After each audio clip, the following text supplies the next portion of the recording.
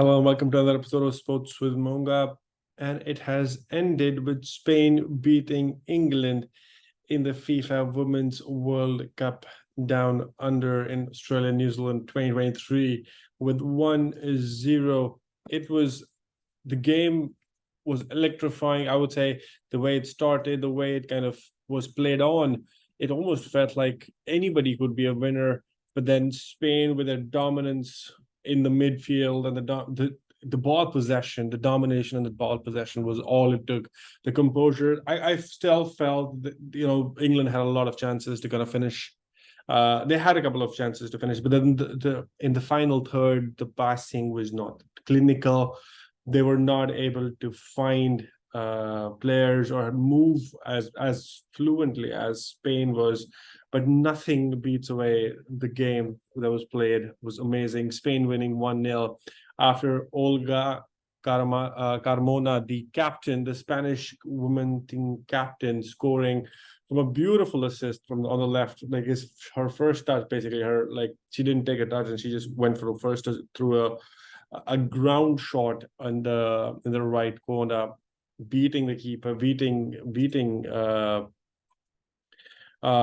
Earps, and from there on, it almost felt like they're going to try and come back in England. But then the second half turned out to be more interesting, where England conceded a penalty after Walsh conceded a penalty and stepped up, and Spain could have finished the game completely, but then that was not to be in the game, and that was kind of interesting in my opinion. Like how did that even happen? Spain had a lot of chance to kind of finish the game, or in the second half with the penalty as well, but then Earps saved it beautifully, and that still kept them in the game, and that was kind of the thing, right? Like, we were all feeling that something's going to happen, and something's, there is something that England could kind of come back or counter, but then that didn't happen. And Jennifer Hermoso, the number 10 for Spain, missed the penalty, as I said, in the 69th minute. And that was almost like, whoa, is there something more coming in? But then that was not to be. Spain held the game again in the mid to kind of contain the England team's domination, or trying to build a play. The play was broken down enough times that they didn't have any momentum. Spain are the 5th team to win FIFA Women's World Cup after USA, who won it 4 times, Germany 2 times, Norway 1, and Japan 1. Prior to this edition, Spain had only ever won 1 FIFA Women's World Cup match. So you can see the domination in Spain's team and the belief that this team had. England, of course, we have to give where credit was due. England, of course, were,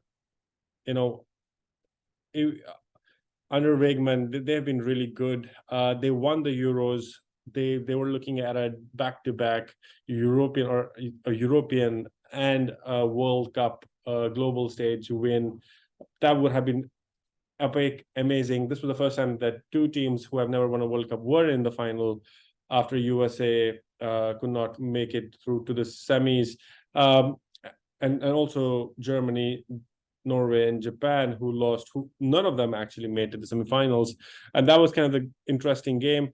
And just more stats or insights on this: having beaten in the final by the USA while in charge of Netherlands in 2019, England's Sarina Wiegman is the first coach to finish as runner-up in 2 Women's World Cup tournaments. Spain's Olga Carmona became the 7th player to score in both the semi-final and final at a single FIFA Women's World Cup, and the first since Carly Lloyd for US in 2015.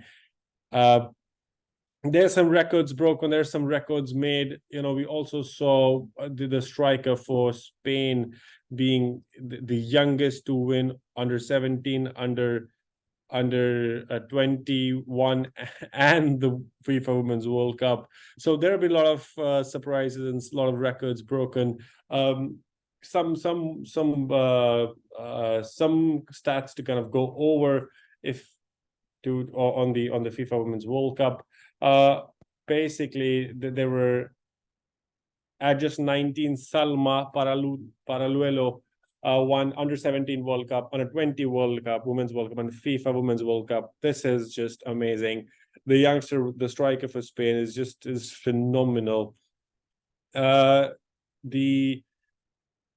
FIFA Women's Golden Ball Award was given to Spain's Aitana Bonmati, number 6. That was amazing.